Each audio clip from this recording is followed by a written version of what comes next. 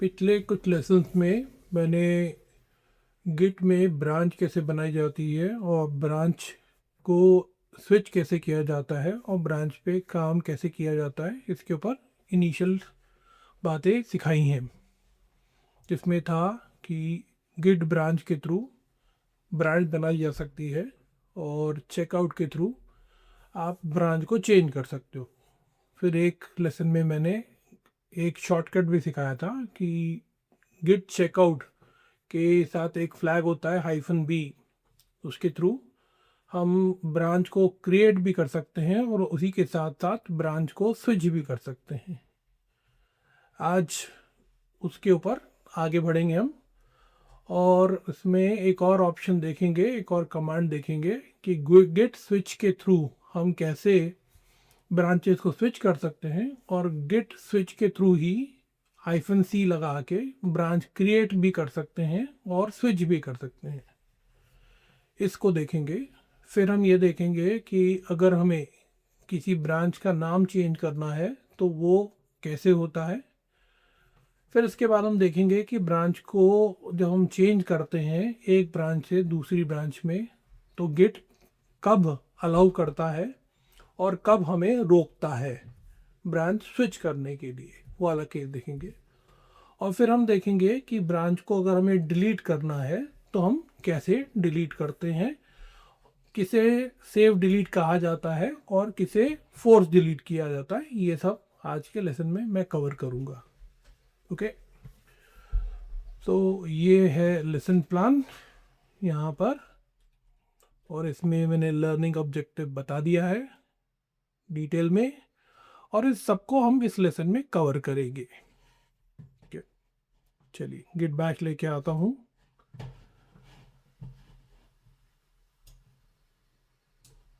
पहला स्टेप जो है वो मैंने गिट इनिट वाला स्टेप 1 का जो पहला पार्ट है वो मैंने कर लिया है। अब मैं अगले स्टेप्स ये कर रहा हूँ। ये अभी तक आपको ये सब आराम से बनने चाहिए कि जो मैं कर रहा हूँ कि पहले तो file1.txt के अंदर डाल रहा हूँ क्या x = 5, ये डाल दिया है यहाँ पर मैंने और इसके बाद से स्टेट कर दिया और इसको फिर मैं कमिट भी कर रहा हूँ।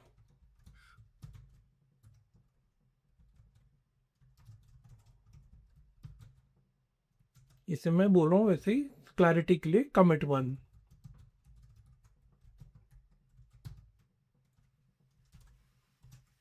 और ये मेरा कमिट हो गया यहाँ पर। ये सब सेल्फ एक्सप्लेनेटरी है। क्यों बोल रहा हूँ सेल्फ एक्सप्लेनेटरी, क्योंकि हमने पिछले लेसन में काफ़ी डिटेल में कवर किया हुआ है, तो ये आपसे बनना चाहिए। अब यहाँ पर जो स्टेप नंबर 2 पे वो मैं कमांड इंट्रोड्यूस कर रहा हूँ गिट स्विच। और जब मैं यहाँ पर इसको करने से पहले एक बार आपको दिखा दूँ, ग्रिड ब्रांच करूँगा तो आपको दिखाएगा कि कौन सी ब्रांच पे हैं अपन। यहाँ पर ये एक इंडिकेशन एस्ट्रिक्स या जिसे हम स्टार बोल सकते हैं या एस्ट्रिक्स बोल सकते हैं, ये मैंने पिछले लेसन बताया है। सिमिलरली ये जो आपका प्रॉम्प्ट है इसके अंदर भी ब्रांच का नेम आ रहा है, ये एक और इंडिकेशन है ओके कि आप मेन ब्रांच पे हो। अब हम स्टेप 2 पे चल रहे हैं, गिट स्विच -c ब्रांच 1। ठीक है, तो ये करने से क्या उम्मीद कर रहा हूँ कि मेरी एक नई ब्रांच बनेगी जिसका नाम होगा ब्रांच 1 और साथ साथ में गिट उस ब्रांच पे स्विच भी कर जाएगा। तो इसे मैं से रन करता हूँ और यहाँ आप देख लोगे मैसेज भी बता रहा है switch to a new branch, branch 1। तो जब यहाँ पर मैं गिट ब्रांच करके जो कमांड दूंगा तो मेरे को दो ब्रांच दिखाएगा, ब्रांच 1 और मेन। और यहाँ पर ब्रांच 1 के आगे स्टार लिखा हुआ आएगा, वो ये इंडिकेट करता है कि करंटली हम ब्रांच 1 पे हैं। एक बार रीकैप के लिए या आपके रिवीजन के लिए बता देता हूँ कि अपन ने अभी तक मेन ब्रांच पे थे। मेन ब्रांच पे अपन ने एक कमिट किया था ओके, जिसका कमिट आईडी ये था F8 ये था। और जब हमने ब्रांच बनाई, ब्रांच 1, तो वो किससे बनी? मेन ब्रांच से बनी। और जब मेन ब्रांच से बनी, इस लेवल पे, इस जंक्चर पे बनी, तो ब्रांच 1 ने ये वाला कमिट इनहेरिट किया। ठीक है, तो यहाँ पर अगर हम गिट लॉग कमांड देंगे, यहाँ पर दिया नहीं है स्टेप में, पर मैं यहाँ करके दिखा रहा हूँ। गिट लॉग करेंगे तो यहाँ पर हमें क्या दिखा रहा है? अभी तो पहले बता रहा है हेड पॉइंट कर रहा है किसकी तरफ? हेड पॉइंट कर रहा है हमारा करंट ब्रांच की तरफ, जो कि सही है, ब्रांच 1। और साथ साथ में आप एक और चीज़ देख सकते हो कि यहाँ पर कॉमा करके मेन भी दिखा रहा है। मतलब एक तरह से इंडिकेशन है कि ब्रांच 1 और मेन का दोनों जो है वो कमिट किसकी पे है? ये वाले पे है। कमिट आईडी इस पे पॉइंट कर रहा है। ठीक है, तो ये आपको क्लियर होना चाहिए इस तरह पे। अब यहाँ पर अगला कंसेप्ट जो मैं सिखाना चाह रहा हूँ उस पे आते हैं अपन। ठीक है, वो ये है कि अभी तो मेन और ब्रांच 1 दोनों का लेवल सेम है, बोथ है सेम लेवल। अब मैं ब्रांच 1 पे हूँ और ब्रांच 1 पे एक एडिशन कर रहा हूँ। ठीक है, उसी फाइल के अंदर एक मॉडिफिकेशन कर रहा हूँ। एको y इक्वल टू 10 और से मैंने किया रीडायरेक्ट file1.txt पे, मतलब file1.txt के अंदर अपेंड किया। ठीक है, तो अब यहाँ पर गेट स्टेटस -s करूँगा तो ये मॉडिफाइड स्टेट में दिखाएगा। कहाँ पर? वर्किंग डायरेक्टरी में दिखाएगा। ठीक है, पहला कॉलम काय के लिए होता था? स्टेजिंग के लिए। सेकंड कॉलम वर्किंग डायरेक्टरी के लिए दिखाएगा। अब यहाँ पर जो मैंने एक्सपेक्टेड आउटपुट भी दिखा दिया है। अब यहाँ पर मैं गिट स्विच के थ्रू क्या करना चाह रहा हूँ? ये जब मैं कमांड दे रहा हूँ तो अब मैं गिट स्विच का यूज कर रहा हूँ एक ब्रांच से दूसरी ब्रांच में जाने के लिए। पर यहाँ पर जो इम्पोर्टेंट कंसेप्ट या ध्यान देने वाली बात यह है कि हम ब्रांच 1 पे थे, बल्कि हैं अभी, और ब्रांच 1 पे हमने file1.txt में y is equal to 10 add किया है। ठीक है, ऐड किया है, और ये ऐड करके वर्किंग डायरेक्टरी में चेंज हुआ है। हमने इसे स्टेज भी नहीं कराया है और हमने इसे कमिट भी नहीं कराया है। ठीक है, इस स्थिति में मैं इसको ब्रांच को स्विच करने की कोशिश कर रहा हूँ, और जब मैं करता हूँ तो गिट मेरे को यहाँ पर रोकेगा नहीं, मेरे को ये अलाउ करेगा। ठीक है, हम करते हैं, फिर इसका एक्सप्लेनेशन देता हूँ कि क्यों अलाउ करेगा, और फिर इसके बाद वाला अगला केस देखेंगे। तो ये गिट स्विच किया, और यहाँ पर जब आप देखोगे कि गिट स्विच किया तो साथ साथ में गिट स्विच मेन जब मैंने किया तो ये क्या दिखा रहा है? m file1 दिखा रहा है, स्विच टू ब्रांच मेन। ठीक है, अब यहाँ पर सवाल ये आता है, और यहाँ पर नोटिस करो, why does git allow the switch? क्यों गिट ने अलाउ किया हमें? इसलिए किया क्योंकि अपन का हमारा ब्रांच 1 का जो बेस था वो कमिट 1 था, और ब्रांच और मेन ब्रांच का भी जो बेस था वो कमिट 1 था। दोनों में कोई कॉन्फ्लिक्ट नहीं था, इसलिए अलाउ किया। अगेन, जो बेस हम किस चीज को मानते हैं? जो कमिट होता है, राइट? तो मेन का भी में भी एक ही कमिट था और ब्रांच 1 में भी एक ही कमिट था, इसलिए मॉडिफाइड जो थे, जो मॉडिफिकेशन था वो क्या हुआ आपका? साथ साथ में कैरी हुआ। इसलिए वो आपको दिखाया उसने कि यहाँ पर m file1.txt दिखा रहा है।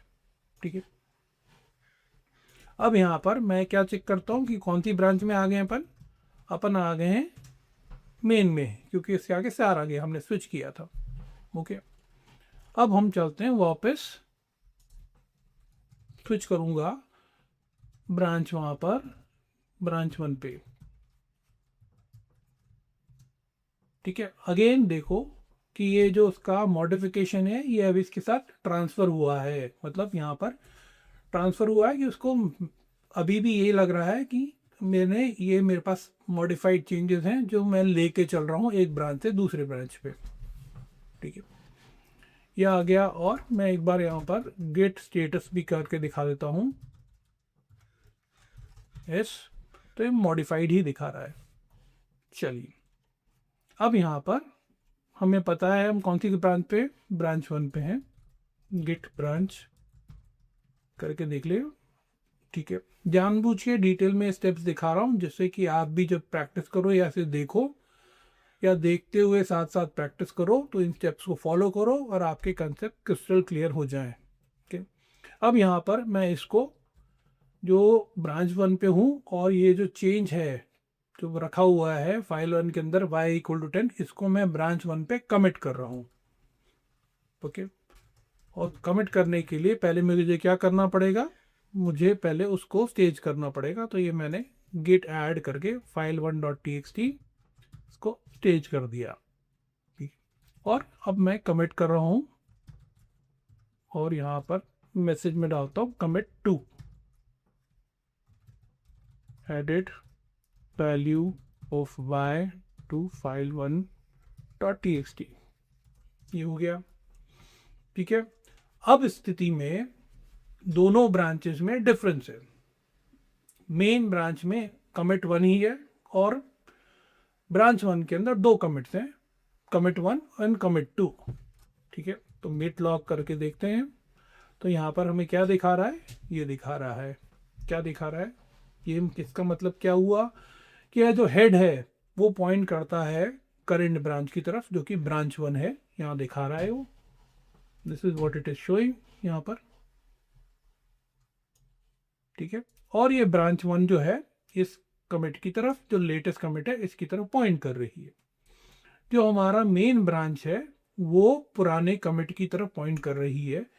इससे आप ये भी इन्फर कर सकते हो कि मेन ब्रांच जो है एक कमिट पीछे है, it is lagging behind. Okay, यहाँ पर इससे ये इन्फर हुआ।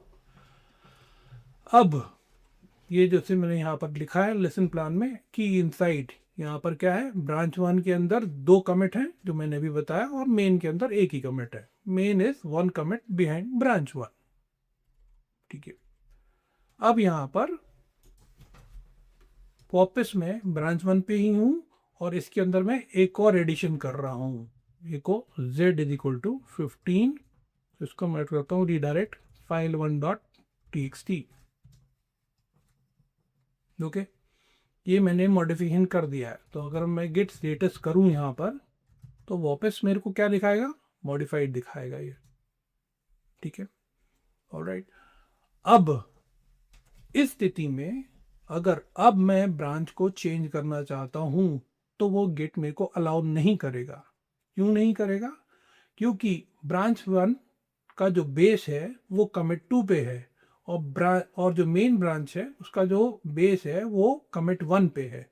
तो जब यहाँ पर बेस सेम नहीं होता तब हमें अनसेव्ड चेंजेस को रहते हुए गिट ब्रांच चेंज करने से हमें रोकता है। तो उसको करके देखते हैं हम। गिट स्विच मेन, तो यहाँ पर हमें बता दिया है कि your local changes to the following files would be overwritten by checkout. ठीक है, जो आप गिट स्विच से यहाँ से ब्रांच चेंज कर रहे हो इसलिए। तो यहाँ पर आपको बता रहा है कि प्लीज कमिट योर चेंजेस और stash them before you switch branches. और उसके बाद बोल रहा है मैं इसे अबॉर्ट कर रहा हूँ, मैं आगे नहीं जा रहा हूँ, या तो ये जो चेंजेस हैं इनको या आप कमिट करो या स्टैश करो।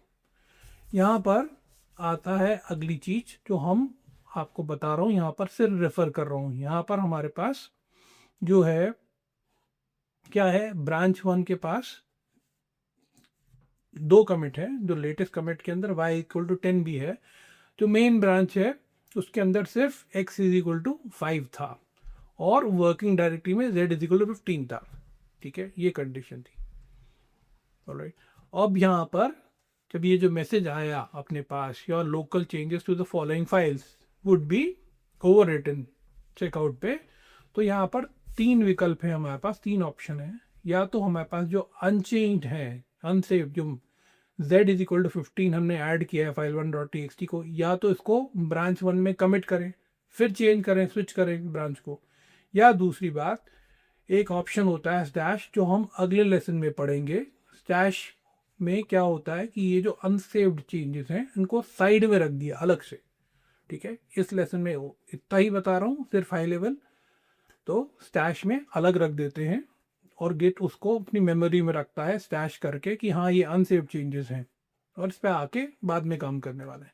या तीसरा ऑप्शन ये होता है कि आप रिस्टोर कर लो, मतलब जो आपके z = 15 वाले हैं उसको डिस्कार्ड कर दो, ठीक है। तो जो मॉडिफिकेशन है वो डिस्कार्ड हो गया तो उसको छोड़ देते हैं, फिर ब्रांच को स्विच करते हैं। तो 3 ऑप्शन, या तो कमिट, दूसरा स्टैश मतलब टेम्परेरी स्टोर कर दो कहीं पे, तीसरा जो चेंजेस बनाए उनको डिस्कार्ड करो फिर स्विच करो।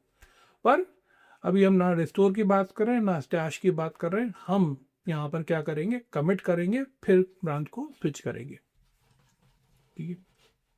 यहाँ पर हमने क्या किया, git add file 1.txt को स्टेप 1 पे चलते हैं, स्टेप 11 पे चलते हैं, 11 बोल दिया मैंने, 11 ऐड किया और यहाँ पर इसको मैंने कमिट कर दिया, कमिट m कमिट 3 और edit value of z to file1.txt, ये कर दिया। तो ये यहाँ पर आ गया। अब इस स्थिति में मैं आराम से स्विच कर सकता हूँ यहाँ पर मेन पे और वापस स्विच कर सकता हूँ स्विच ब्रांच 1 पे। ये मेरा बैक एंड फोर्थ होने लग गया, कोई दिक्कत नहीं है। ऑलराइट, ये चीज़ आ गई। अब हम अगले स्टेप पे जाते हैं कि मैंने सोचा कि भाई मेरा नाम जो था ब्रांच 1 नहीं होना चाहिए था, इसका नाम होना चाहिए था ब्रांच -1। तो कोई दिक्कत नहीं है, अपन बिल्कुल कर सकते हैं इसे। इसका कमांड है git branch फॉलोड बाय, जो फ्लैग है वो -m है, उसके बाद हम देते हैं जो हमारी ओरिजिनल ब्रांच का नाम था जो कि ब्रांच 1 है, और उसके बाद देते हैं जो हम चाहते हैं नाम जो हो जाना चाहिए उसका, ब्रांच 1 करके ये डाल दिया, ठीक है। तब जब मैंने ये कर दिया और जब मैं गेट ब्रांच करके देखता हूँ, कमांड देता हूँ, गेट ब्रांच से क्या मिलता है हमें, जितनी भी ब्रांचेस हैं हमारे पास वो दिखाता है और बता भी देता है कि एस्ट्रिक लगा के कि मेरी कौन सी ब्रांच पे हैं हम। तो यहाँ पर जब ये किया तो ये नाम चेंज हो गया इसमें। जब हम गेट ब्रांच से नाम चेंज करते हैं तो सिर्फ नाम, ब्रांच का नाम ही चेंज होता है, बाकी चीज़ें कुछ चेंज नहीं होती हैं। ओके, ध्यान रखना, इसके ऊपर MCQ भी है, ठीक है। तो ये रीनेमिंग भी हो गया आपका। अब हम कहाँ पर हैं, ब्रांच 1 पे हैं, और अब हम, और ब्रांच 1 के अंदर हमारे पास 3 कमिट्स हैं, ठीक है। कमिट 1 भी है, कमिट 2 भी है और कमिट 3 भी है। मेन जो हमारी ब्रांच है उसके ऊपर सिर्फ कमिट 1 है, ठीक है। अगेन रिवीजन करा रहा हूँ कि हमने ब्रांच क्यों बनाते हैं। ब्रांच क्यों बनाते हैं, क्योंकि हम चाहते हैं जो हमारी मेन ब्रांच है उसके ऊपर करप्शन नहीं हो, उसके ऊपर जो कोड हो वो स्टेबल रहे, उस पर काम करते रहें। जो भी फीचर डेवलपमेंट करना है या एक्सपेरिमेंट करना है उसके लिए हम ब्रांच बनाते हैं, और जब ये काम हो जाता है तो हम वाली ब्रांच से कोड को वापस मेन ब्रांच के अंदर मर्ज करते हैं, ठीक है। अभी हमने मर्ज कुछ नहीं किया है और आज की क्लास में हम करेंगे भी नहीं। आज हम ये सीख रहे हैं कि हमें अगर ये ब्रांच डिलीट करनी है तो डिलीट करने का ऑप्शन क्या होगा। तो पहले चीज़ तो जिस ब्रांच पे बैठे होते हैं उसे कुल्हाड़ी से खुद नहीं काटते, राइट।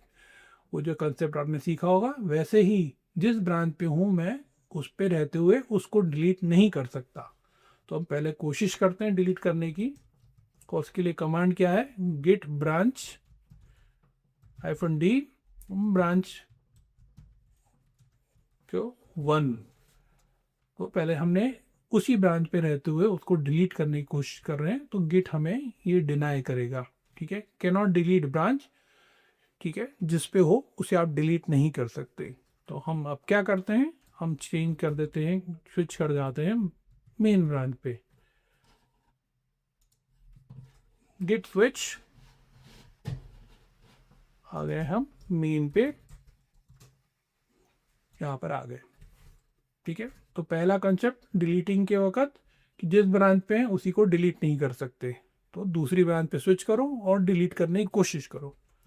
अब दूसरे कंसेप्ट पे आते हैं कि जब मैं ये अब डिलीट करने की कोशिश करूँगा तो इस स्थिति में क्या है, मेरे पास जो कमिट 2 और कमिट 3 ब्रांच 1 में एग्जिस्ट किया है वो मैंने मेन के साथ मर्ज नहीं किया है।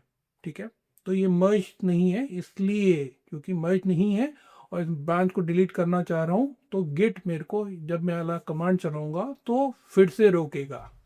तो देखते हैं क्या बोलता है। Right, the branch 1 is not fully merged. Branch 1 के जो कमिट्स हैं वो मर्ज नहीं किए गए हैं। ठीक है, मर्ज नहीं किए हैं इसलिए आपको रोक रहा है। If you are sure you want to delete it, run git branch hyphen capital D branch 1। ठीक है, ये तरीका। तो ये है कि आपका जो सेफ तरीका है डिलीट करने का वो क्या है, स्मॉल डी वाला ऑप्शन है। जहाँ पर सेफ तरीके, जहाँ पर आप चाह रहे हो कि मेक श्योर गिट आपको बताए कि भैया अगर आपने गलती से ये डिलीट करना चाह रहे हो बिना अपने जो कमिट्स हैं दूसरी ब्रांच के उन्हें मर्ज किए बिना, तो गिट रोक देगा आपको। ठीक है, और तब भी आपको फोर्सफुली करना नहीं, भैया मेरे को फ़र्क नहीं पड़ता, वो जो भी कमिट्स हैं मेरे को फ़र्क नहीं है, वो वाली ब्रांच के जो कमिट्स हैं उनको छोड़ दो, मेरे को उसे मर्ज नहीं करना है और ये मेरे से गलती से बन गई थी ब्रांच या जो भी रीज़न है मेरे को मर्ज नहीं करना, तो आप फोर्स वाला ऑप्शन यूज़ कर सकते हो। फोर्सफुली वाला ऑप्शन मतलब क्या है, हाइफन डी जो है कैपिटल डी वाला यूज़ कर सकते हो। ठीक, पहले तो यहाँ पर हम आगे चलते हैं। ये फोर्स डिलीट वाले की बात कर रहा हूँ मैं। ओके, तो यहाँ पर मैं फोर्स डिलीट करके दिखा देता हूँ उनको। ये यहाँ पर डिलीटेड ब्रांच 1 और ये कौन से कमिट पे था ये बता देता है। ठीक है, यहाँ पर था। और अब मैं जब ये करूँगा गेट ब्रांच ऑप्शन तो मेरे को सिर्फ एक ब्रांच दिखाएगा और ये रहेगा ये मेन, और गिट लॉग करके जब देखूंगा तो मेन पे जो हेड है वो पॉइंट कर रहा होगा और इसके अंदर एक ही कमिट होगा, कमिट C1। ये आ गया आपका। ठीक है, तो ये था आज का लेसन जो मैं कवर कराना चाहता था। इसमें कई सारी चीज़ें मैंने आपको सिखाई हैं। एक तो पहले स्विच कमांड के थ्रू ब्रांच को कैसे चेंज किया जाता है, ठीक है, चेंज किया जाता है और क्रिएट किया जाता है कैसे होता है, ये दो चीज़ डिस्कस हुई। दूसरी चीज़ ये बताया गया कि सेफली आप एक ब्रांच से दूसरे ब्रांच में कैसे स्विच कर सकते हैं जब आपके पास अनमॉडिफाइड चेंजेस हो। ठीक है, तो उसका रेफरेंस ये था कि दोनों का बेस सेम होना चाहिए, दोनों की कमिट सेम होना चाहिए। फिर उसके बाद ये भी दिखाया कि कब गिट आपको अनमॉडिफाइड चेंजेस को के रहते हुए ब्रांच चेंज करने से रोकता है। वो कब था, जब दोनों का बेस सेम नहीं है। वो देखा था। फिर हमने ये देखा कि गेट के में ब्रांच को नाम कैसे चेंज किया जाता है, वो भी देखा। फिर अगली चीज़ हमने ये देखी कि अगर हमें ब्रांच को डिलीट करना है तो गिट हमें रोकता है कब, जब आप उसी ब्रांच पे बैठे हो, उसी को डिलीट करने से रोक देता है। चलिए ठीक है, ब्रांच को स्विच कर लिया। स्विच करने के बाद उस ब्रांच को डिलीट करने से भी गिट रोकता है। क्यों रोकता है, क्योंकि हमने उस ब्रांच के अंदर जो एक्स्ट्रा कमिट्स थे उनको मेन ब्रांच से मर्ज नहीं किया था। ठीक है, वो भी देख लिया। और फाइनली अपन ने देखा कि हम भैया हाँ हमें तो वो डिलीट ही करनी है ब्रांच, चाहे उसमें हमारे ऐसे कमिट्स पड़े हैं जिन्हें हमने मर्ज नहीं किया, तो भी डिलीट करना है तो हाइफन डी कैपिटल वाला यूज़ करके कर सकते हैं। तो ये सब इस लेसन में मैंने कवर किया है। इस लैब को यहीं पे मैं कंक्लूड करता हूँ और अपन चलते हैं MCQs की तरफ। What does the command below do? यहाँ पर कमांड दिया गया है git switch -c branch 1। इससे क्या होता है? Question number 2, after running git switch -c branch 1 which branch are you on? किस ब्रांच पे हो ये कमांड रन करने के बाद? Question number 3, Git allows switching branches with uncommitted changes when? कब Git हमें uncommitted changes के रहते हुए ब्रांच चेंज करने का अलाउ करता है? Question number 4, When switching is allowed, what happens to uncommitted changes? जब switching allow होती है तो uncommitted changes के साथ क्या होता है? Question number 5. You modified a file but did not commit. Both branches have the same base version of the file. What will Git do? Hindi बता देता हूँ. आपने एक फाइल को मॉडिफाई किया पर उसको कमिट नहीं किया. दोनों ब्रांचेस का सेम बेस वर्जन है फाइल के लिए. गिट क्या करेगा जब आप चेंज करते हो? ठीक है. Question number 6. Git blocks git switch when. Git switch जब अपन कमांड चला रहे हैं तो गिट कब ब्लॉक करता है? Question number 7. Why does Git block switching after adding new uncommitted changes on a diverged branch? Git क्यों ब्लॉक करता है ब्रांच को स्विचिंग करते हुए जब अनकमिटेड चेंजेस होते हैं?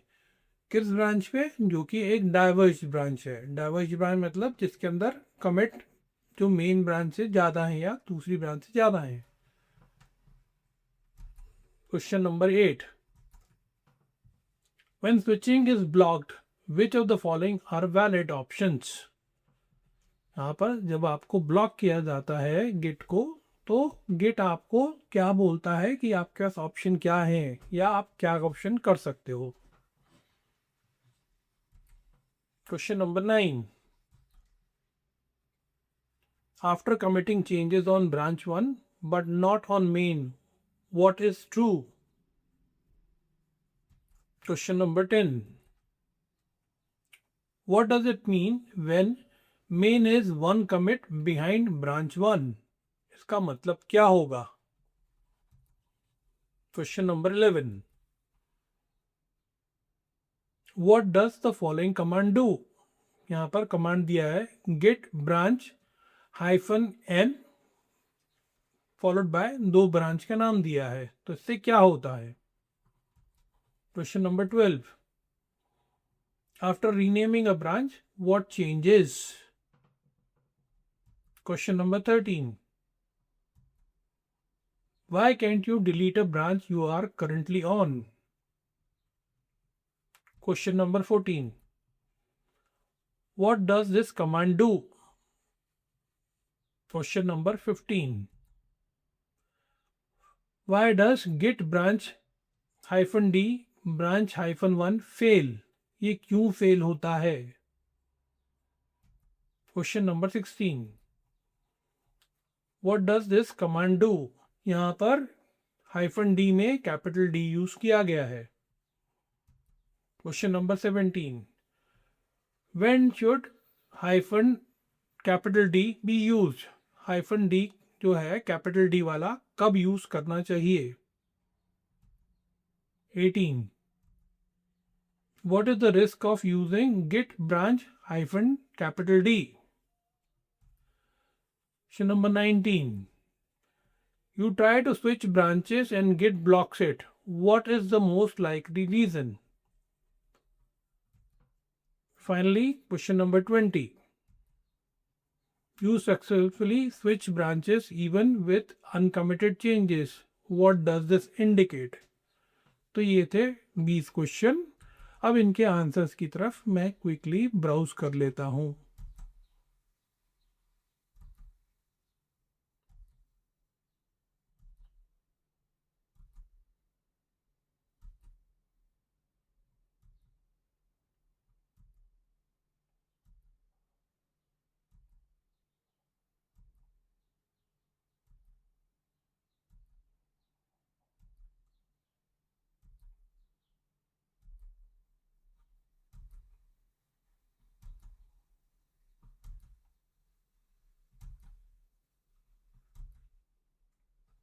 उम्मीद करता हूँ आपसे MCQs सब बन गए होंगे.